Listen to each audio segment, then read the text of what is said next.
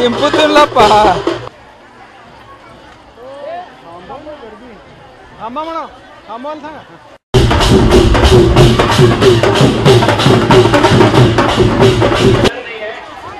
सर्व व्यासपीठ आणि त्या जमलेल्या माझ्या बंधू भगिनींनो, मला एकच या बाबतीत बोलायचं आहे की माणुसकी प्रतिष्ठा त्याच्यामध्ये पहिली योजना आहे की यापुढे प्रत्येक महिला 2.5 लाखापेक्षा कमी उत्पन्न असणाऱ्या प्रत्येक महिलेच्या अकाउंटला दरमहा 1500 रुपये डायरेक्ट मंत्रालयातून अकाउंटला येणार आहे।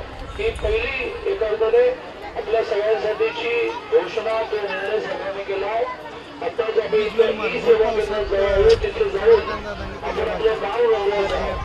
दुसरं आपल्या मुलींचं शिक्षण म्हणजे पॉलिटेक्निक, इंजिनिअरिंग, मेडिकल सगळं सरकारने माफ केलं, म्हणजे 100% फी सरकार भरणार आहे। तिसरी गोष्ट, वर्षाला 3 गॅस सिलेंडर आपल्याला मोफत मिळणार आहे। आणि चौथं म्हणजे ज्या महिला रिक्षा चालवतील त्याला सरकारच्या वतीने रिक्षा मिळणार आहे। आपला त्याच्यातला वाटा हा केवळ 20% राहील, बाकी सगळे सरकार भरेल आणि रिक्षाच्या माध्यमातून सुद्धा आपण आपलं घर चालू शकू।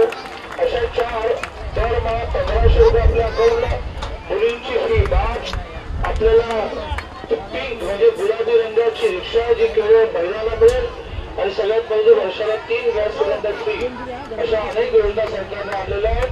मी आपल्या सगळ्यांच्या वतीने आपण जे सरकारचं अभिनंदन केलंय ते माननीय मुख्यमंत्री महोदय एकनाथजी शिंदे, उपमुख्यमंत्री महोदय देवेंद्र फडणवीस, उपमुख्यमंत्री महोदय अजितदादा पवार यांच्यापर्यंत आपल्या भावना पोहोचवतो।